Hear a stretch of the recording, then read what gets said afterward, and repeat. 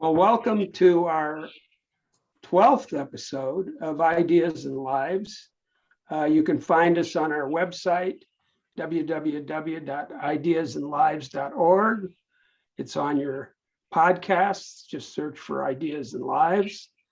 And today, Peabodys and I, who will introduce himself as well as our guest, are delighted to have Paul Solman, national correspondent, economics correspondent for the PBS NewsHour and an old friend of both of us. Welcome, Paul. Hi there, Bob. Hi, Svi. Nice to see you. I'm there. So you want me to take over? Yeah. Okay. So Paul and I have partnered in a number of ventures. I call upon him as the host with the most, and he is my favorite economics correspondent. I am looking forward to interviewing him. He's always interviewing somebody else, Including you. So, like including both of you, actually. Yes. Yeah. That's right. We've been on your broadcast.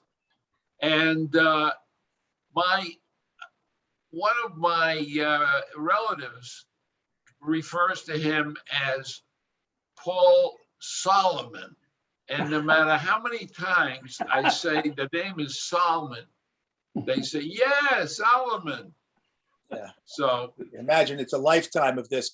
A lot of people have called me, our family called our family Salmon. Oh, no. You just take the A and the O and switch them. And I grew up in Manhattan, and the little grocery store on 9th Street that used to deliver, we lived on 10th Street, said an order for Mrs. Tuna. We got from Solman to Salmon. Oh my God, that's what? Oh, so that's wow. Well, I have to say, because you mentioned how you're how he's your favorite. My sister absolutely adores Paul. She watches him all the time, and I know he has many people like that enjoy his insights and his humor, and we're just happy to be able to be a friend and also to have this episode. All right, so let's give him a chance to speak a little. Yeah, so Paul, we do want to get into your early career, see your upbringing and the arc of your career before we get into too many. Yeah, give us the ideas sketch the arc that we can easy. So you grew up in New York City. I grew up on 10th Street and 2nd Avenue. It was a nondescript area. By the time we were in that was the early 50s. By the time it's the late 50s and I'm in high school, it's become the East Village. And by the time I leave to go to college, it's become the hippest place, or one of the hippest places in the world. It's ebbed a little bit, but it's still incredibly cool place, a cutting edge place.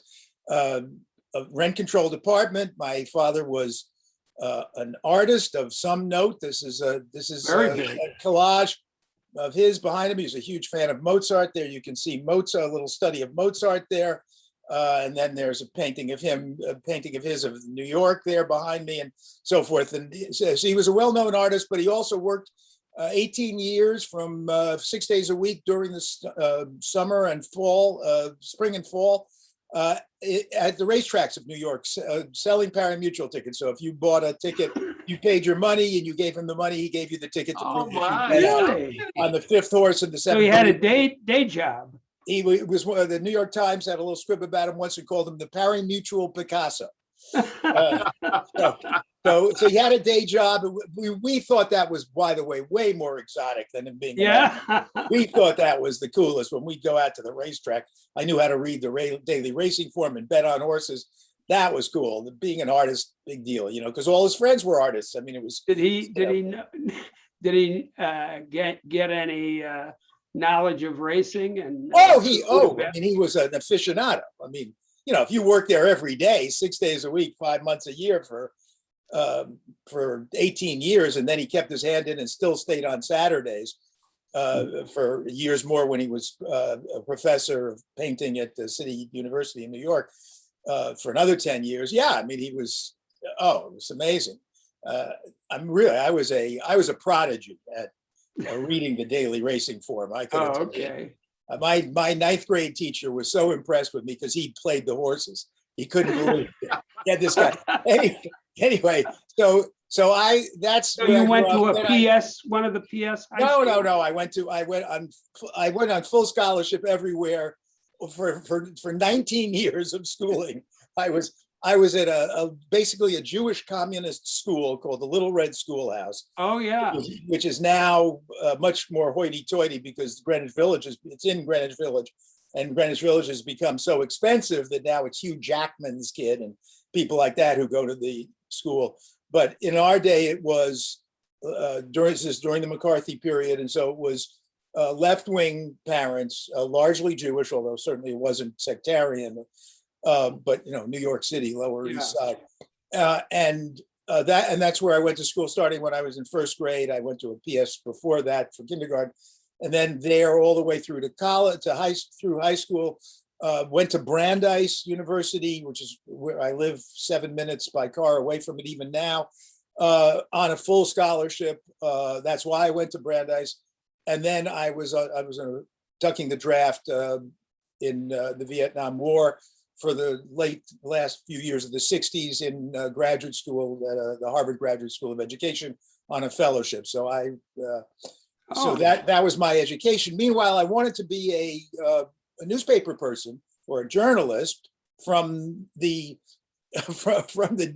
day that in my art history class, an art history major, because my father took us to museums and so forth, and an upperclassman, she was a year ahead of me, so she was a sophomore named Ruthie Cohen, and she came into the class and she said, "We hear you're the best writer on art. Would you be the art critic for the weekly Brandeis paper?" So I go, I didn't really say, I didn't play hard to get, let's put it that way. I just went, sure, yeah. I think I tried to be cool, and that was the beginning. And of course, there was nobody else who would even be interested in writing about art, so there wasn't actually that big a deal, but it certainly seemed like a cool thing at the time. I started writing for the paper, and I really liked writing for the paper. And then I began to write other things. And then I became the editor of the paper. Bob knows this paper since Bob went to Brandeis, was a year ahead of me. In fact, Ruthie Cohen was in your class, right? Yeah. Anyway, and then I became the editor of the paper, and I knew that was what I wanted to do with my life. But to go to journalism school in those days was only 1 year, wouldn't keep you out of the draft for long enough. And so my professors were nice enough to stick me in graduate school with a fellowship, a lot of fellowships in those days. That's how I stayed out of the draft, and I failed. So that was the Harvard School of Education? Yes, it was a special program. I switched from art history to sociology at Brandeis in my last year because I realized that art history was too formal for what I could tell the difference between Manet and Monet, but that turns out not to be what an art historian does. That's somebody whose parents take him to the museum all the time. That was what I was really good at because I've been there so often. And so I knew I wasn't serious enough for art history. Brandeis had a great sociology department. As you remember, Bob, I moved to the sociology department, just took all sociology courses my senior year. And then it was one of those professors, actually became very famous, Tuesdays with Maury Schwartz. Maury Schwartz and Tuesdays with Maury. And Maury got me into this program. He said, "Do you want to be nominated for this fellowship?" I said, "This is great. I wouldn't have to even move my books more than one town over. This is fantastic." I was a complete non-student, but and I made it clear that I wasn't interested in really being a student. I just wanted to duck the draft and not go to Canada. And he said, "Did you continue as a writing for the paper during that time?" No, but a friend of mine and I, a guy who was a year ahead of Bob, who had been the editor of the Brandeis Justice, it was called. It is still called the Justice, the weekly paper there. His name is Arnie Reisman, and Arnie was the editor, and he and I had plans to do a Village Voice of Boston. So while I was, being a parasite as a grad on a fellowship, he and I were plotting. Then somebody else, also from Brandeis, as it happened, started a Village Voice-like paper in Boston. There was another paper that was an entertainment weekly called Boston After Dark. First one was called The Phoenix, then Boston After Dark, and the two of them were competing anyway. I finished my 3-year fellowship. I didn't pass my draft physical because of asthma. And then and Arnie then hired me to work for the Boston After Dark paper and make it into a not just entertainment paper, but a political paper. I was the editor the news editor who also wrote for it. That was the real paper, correct? Well, the real paper, the nuances need not detain us because nobody would be interested. That became the real, one of those papers became the real paper. I was the first editor of that. I didn't want to be a boss, so I did it for 2.5 years. We had these terrific writers and stuff, but I didn't want that kind of responsibility. I went back to writing and then started doing a story about bonds, municipal bonds, Boston versus Cambridge. All the bankers in town, everybody was nice to me and so forth. And I realized I didn't know what the hell I was talking about. I asked them, I said, hey, just tell me what's the interest rate that Boston is paying versus Cambridge? Because my story was going to be called, I had the title for it, A Tale of Two Cities. And it was why Boston had to pay so much more in interest to borrow money than Cambridge, because Cambridge had its reform movement in the 50s and Boston had never had it. I had it all figured out. And then I'd ask them, so I want to say, okay, this one gets, 4% and this one has to pay 6%, whatever it was. And I remember the day the guy said to me, well, what do you mean the interest rate? This is 1974 or 5, I guess, 1970. Well, the 1990s are selling at 98. They're going at 6.25. And I go, no, just the interest rate. And the guy goes, no, well, there's a whole bunch of different bonds that come due with different maturities and they have different prices and they have different interest rates and, par, they're not all selling at par, they're selling at a discount. And I had this epiphany, and the epiphany was, I have no idea what this guy is talking about. I'm a sophisticated New Yorker who thinks he knows about Marxism and economics and have no idea. And if I don't have any idea, I'm born in 1944, so I'm a year and a half ahead of the baby boom. Nobody I know knows anything about this stuff. Nobody. And so I really ought to finally know what the hell I'm talking about. And there's a real opportunity here to mine a vein, to Good stories. Yeah, well, I didn't know about the good stories yet. All I knew was that I didn't know, and that everybody I knew didn't know. They knew even less than I did. So I thought, there's a great opportunity. I ought to go to business school. I had, as you see at Brandeis, I thought Monet, I'll get through fine, be the, editor of the paper, and that's what I'll do, and, learn how to be with girls and not live with my parents, which is, of course, mainly what college is for all of us. And I thought, I'll get serious about school for a change. I'll go back to business school because I had no money. My father, as you hear his background, we never even had a car, although in Manhattan, you don't need one. But I said, well, I'll apply for one of those journalism fellowships. And the big one around here is something called the Nieman Fellowship at Harvard. Yeah. So I called, and I had a little bit of cachet because I was the editor of the real paper, and I had spoken to the Neiman program, and I called the head of the Neiman program. I says, is this just completely ridiculous for me to apply from the alternative press? They had New York Times, Washington Post, or whatever. They didn't even have any TV people in those days. It was always from the prestigious newspaper, Wall Street Journal, and foreign places as well, foreign, newspapers. And the guy said, well, what do you have to lose? And so I applied, and believe me, with considerable luck, got the fellowship. This is 1976, beginning of 76. And I know it's luck because I also applied for the program at Stanford, which was less difficult to get into. I didn't even get an interview there. At in the Neiman program, I got in because people thought I was interesting. They'll take a flyer on me.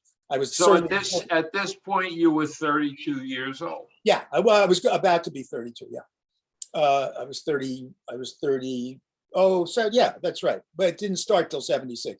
So it was just before I was 32. But anyway, and then the other stroke of great fortune was that I knew a guy who knew a guy, and the guy who was known by the guy I knew was running the MBA program at the Harvard Business School. So, the core of the school is the MBA program, and the core of the MBA program, is a 2-year program, is the first year of the MBA program. It's all programmed, and you just sit in this one room and the professors wheel through, and it's this intensive, here's what business is, right? Told through stories. And I sit there and so once I was in, I just became a regular member of the class of 78, although I only stayed for a year from 76 to 77. So that's the only, but I didn't have to pay or anything. In fact, the only thing I had to do was buy the case studies, which were extremely expensive given how little money I had. I got a raise. The fellowship was a raise from my salary at the alternative press. It was a woman from Idaho who had, the two of us, I think, were the first people who ever had gotten raises by actually joining the Neiman program. Usually their salaries were supplemented by the Washington Post or the Times. But $300 a week was a raise for me. And then I had a friend who was also in the Neiman program. He was from Israel. He was a TV guy, a TV producer, and we became very good friends. And I said, listen, you got to come over. It's really cool what the teaching at the Harvard Business School. I mean, it's like performances and their stories. And I brought him over. He was just taking the usual Neiman program, a Stephen Jay Gould course and a this course and a that course. He came over, and at the end of one session, he turned to me and said, well, with stories like this, I know how to make television. And I went, I'd already dabbled a little bit in TV locally here at PBS station. And I went, And we went back to the office at Neiman House, and we wrote up a proposal and for a series that then materialized a couple of years later. Meanwhile, I finished my year. It was the fall of 77, and the guy who was running the local half-hour TV show, PBS shows, said, are you available? And I said, yeah, they don't want me back at the alternative press anymore. Yes, I'd love to be there. And he said, okay, well, why don't you come work for the half-hour show? I said, fine, make me the business editor. And he said, what are you talking about? What is that? I said, well, I don't want to be called a reporter because I think it'll scare business people off. So call me the editor, even though I won't be doing any editing. He said, but what business? I said, look, I just went through the Harvard Business School. You could tell any story with a business point of view. And then in that first year, I'll shut up for a second. You can ask more questions. But as you can see, I've told this story before. In my first year, I did Larry Bird, the Boston Celtics' first game as a Celtic. And the premise of the story was, what's the break even on Larry Bird's salary, which was an astonishing $600,000 a year in 1978. And so I was at the first game that Larry Bird played in the old Boston Garden with how many new fans did they have to draw in to pay for his salary.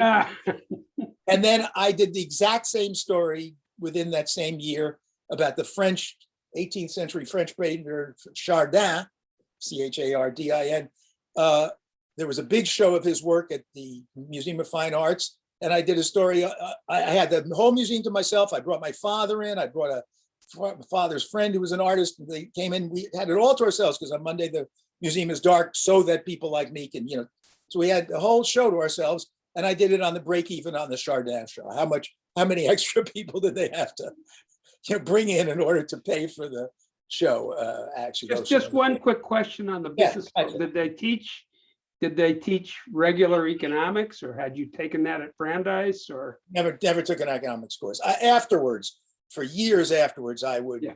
audit courses and of course read, and I've taught macro at a community college, and Yeah. but no, it was all bottom up, I see. and probably helped save me, Yeah, because if I had been, taught the orthodoxies and the math and struggled with the math and so forth, I would have been blinkered in ways that Harvard yeah, Business you School wouldn't have asked the same question. Yeah, so No way. what happened was I was a big fan of Paul's because his approach was so unique. He had interesting stories, and they all made a point about economics or finance. So I used to record his 8-minute segments, In those days, it was 12 minutes. 12-minute segments, and actually use them in the class. Wow. And then I should have done that. and then A one day, lot of people, I don't know how many, but it's not uncommon practice, and it's the biggest compliment anybody can pay me on. right. And Paul became a celebrity among academic economists. You wanted to be interviewed by Paul Solman. So I was a visitor at the Harvard Business School. This is already later, much later. This is 93. Right. And I called them up one day and I said, I got to meet you face to Yeah, but face. you got to tell the All right, honest the story. real story is this. I would drive my car to the Harvard Business School, and we lived near each other. And there was this one guy who I'd get behind him, and he was the worst driver in the world. And then I realized it's Paul Solman. That gave me the courage to call him up. He called me up. He called up and he said, I was just driving behind you in the car. You're the worst driver in the world. I've always admired your work. And you said, and I can tell from your work over the years and so forth that we should be friends, you said. Yes, that's And I right. thought, this is anybody who would say that is going to be my friend, right? Because they're so sure that they Exactly. know. Well, who I am. also, Who He's gets not that afraid in to life? talk about the driving. No, No, we I forgot knew I about was that. not a good It driver. turns although out he's not the worst driver in the world. I'm I much have better. respect. I've had I to have- reform. I've had to Right. reform. I literally, and that was only in the last couple of years when I finally really realized what a bad driver I was. And now I meditate before I start driving every time for about a minute. And so I've literally reformed. But in any case, that's irrelevant. And as to Right, being a so- celebrity, let me make it clear that although it may be true that there are economists who think it's, that I'm a celebrity, the best line I ever heard about that was in a restaurant once in San Jose. And a guy comes up to me and says, I can't help but saying hello to a quasi-celebrity like you. Quasi. And that's Oh. how I define myself. I am a Oh, quasi. right. All Well, right. I do that's- have to say, having been interviewed, and I'm very proud to have been interviewed by Paul. And I said, well, didn't everybody see this? And it turned out that not everybody was watching the NewsHour, Yeah, even well, before Trump. That's right. We've about doubled our viewership up to where it was back in the day when Svi and I first met back in the early 90s. Bob and I played softball against each other in the 60s. So Right. we go way back. Right.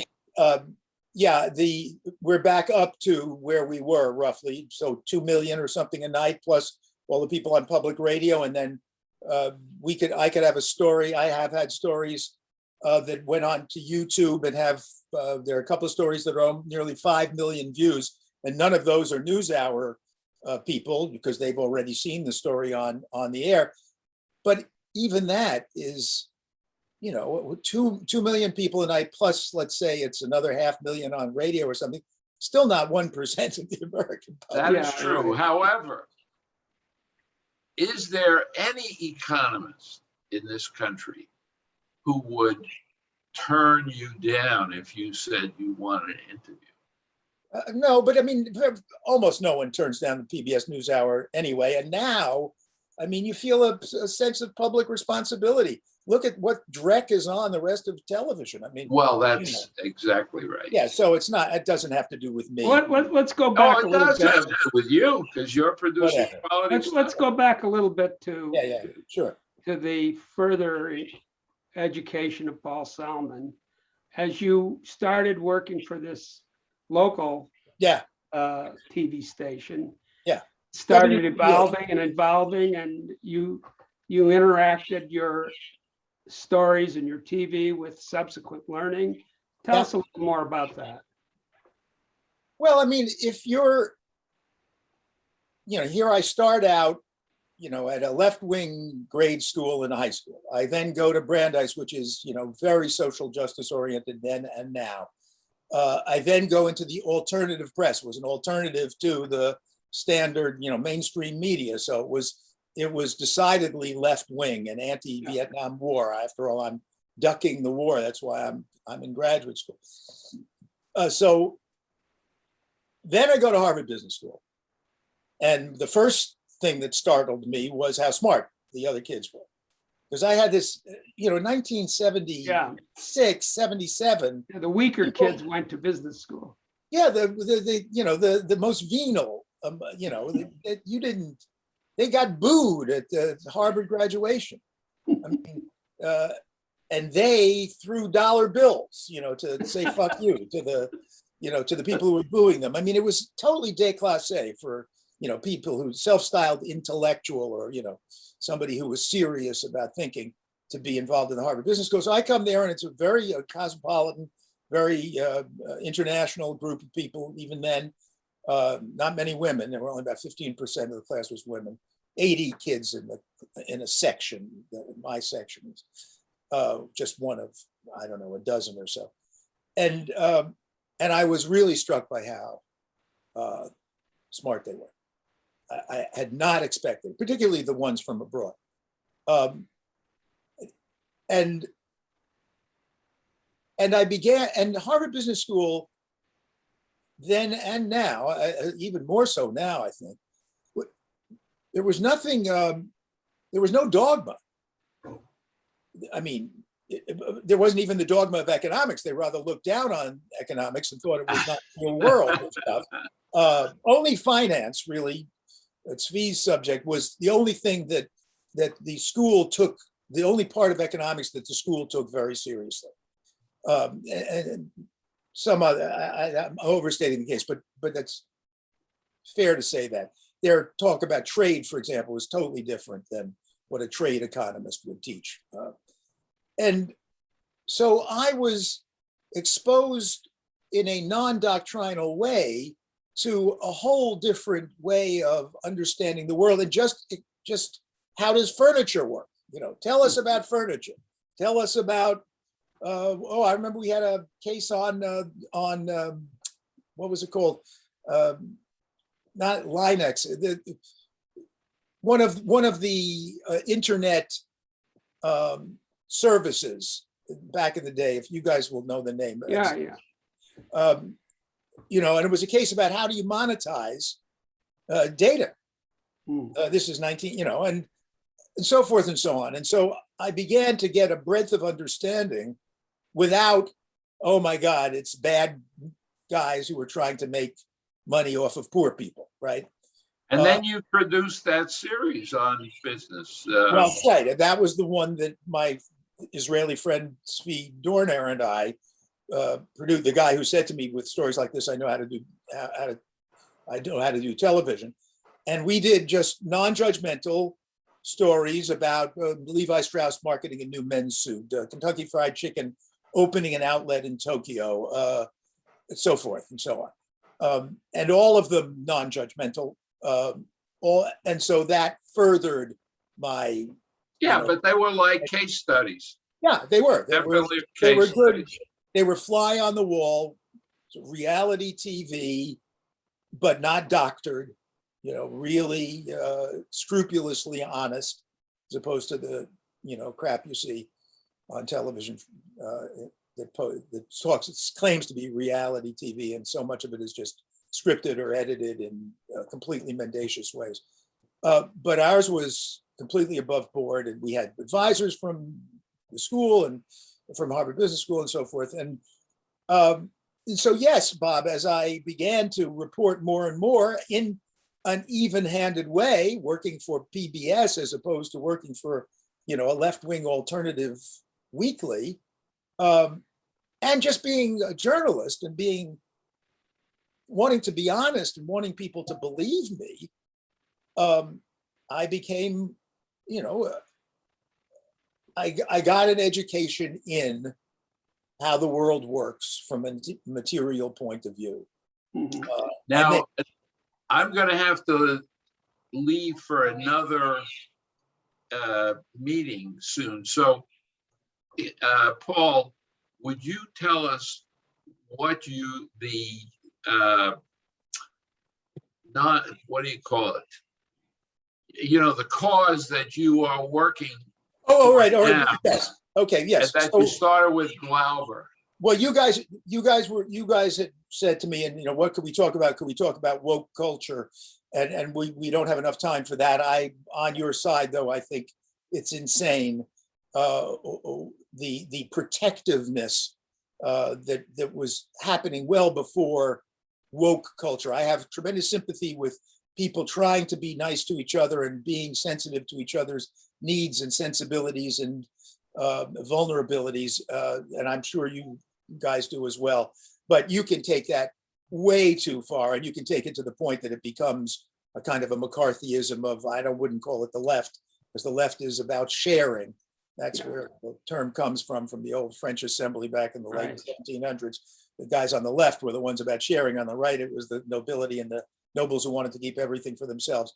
So left to me that's where it comes from, gauche French. That's the left side of the table they were at, a big U-shaped table. But so it's not left, but it's the tyranny of my way or the highway.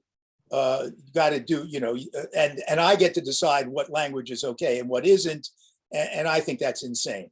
But I also think that a much greater threat to the world that the three of us have grown up in, that anybody who might be watching has as well, a world in which there was more inclusiveness, in which we could talk about things like inequality, even as the economic inequality grew, and say, this is a problem, let's try to figure out something about it. That world in this country and all around the world, but particularly in this country, is imperiled.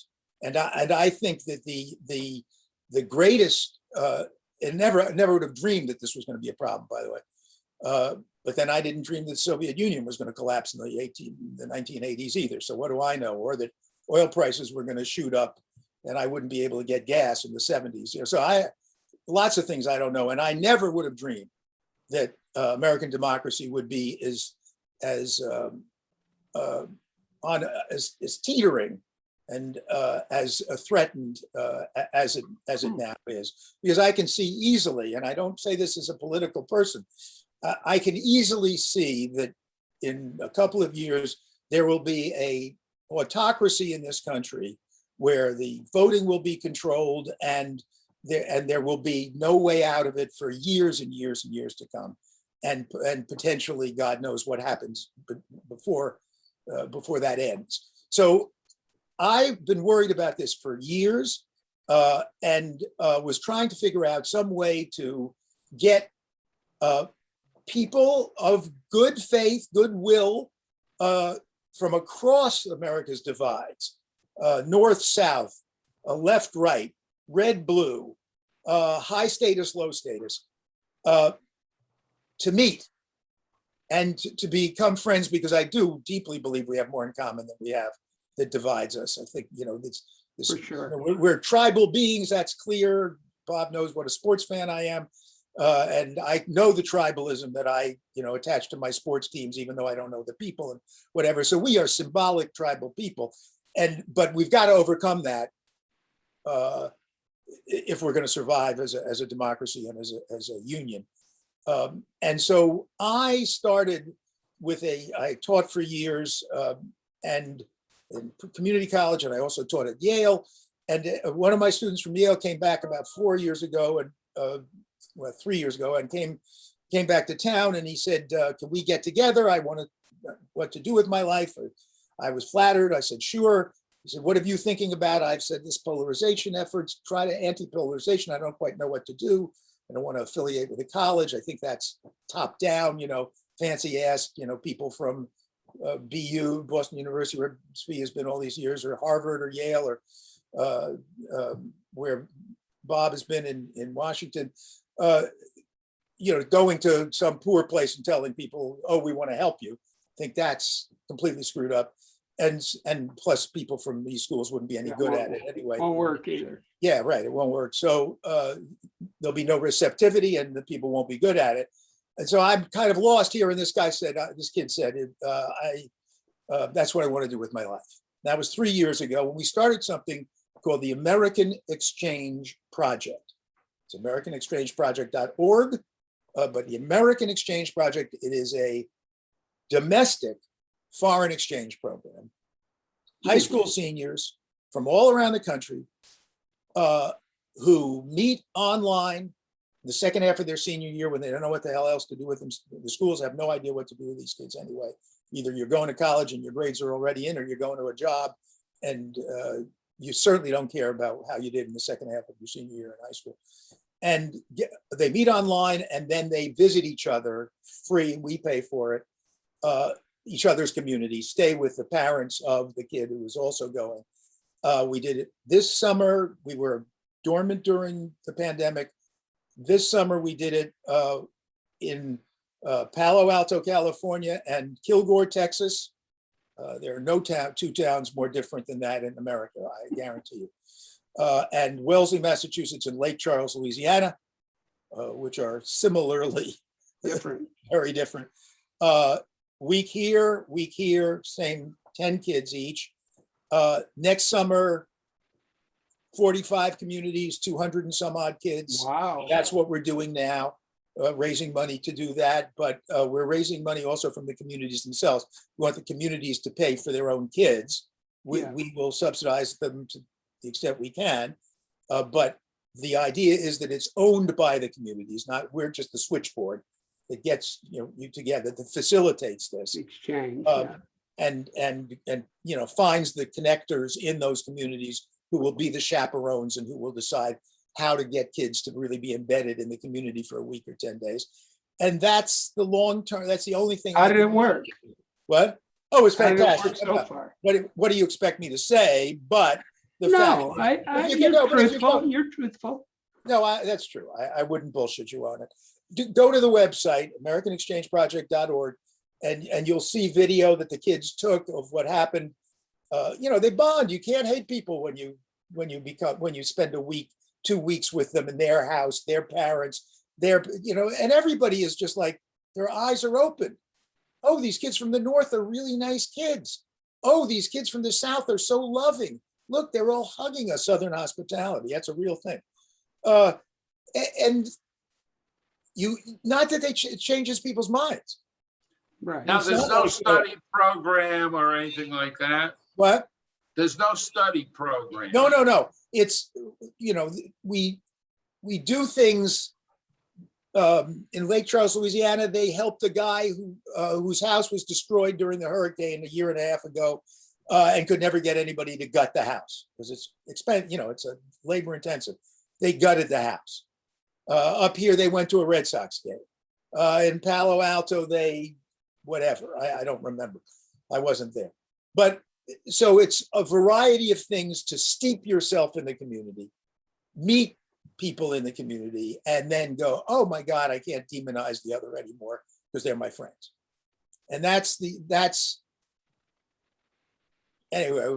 That's something you could do. Yeah, exactly. That's it. And that's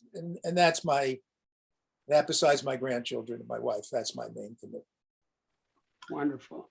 All right, I've got to disappear, and we will thank you, Paul. That was great. And sei gesund. That's how we finish. Is that right? Okay. So does everybody know what that means? Sei as in be, gesund as in healthy. But Absolutely. it's an idiomatic expression meaning goodbye. Well, yeah, but be healthy, and of course, And in almost yeah, be well. almost Be well. every language, Western language, Japanese, yeah, Genki desu ka? Are you healthy? Is hello. So, Right. Wishing you health. Yeah. So Okay. Paul, yeah, it's great to hear the story, and we're all in admiration of all you've accomplished. And hey, keep up the great- you guys are really good interviews too. That's all I can say. Ah, that's what we wanted to hear. Yeah, I figured that's why you asked me on. Okay.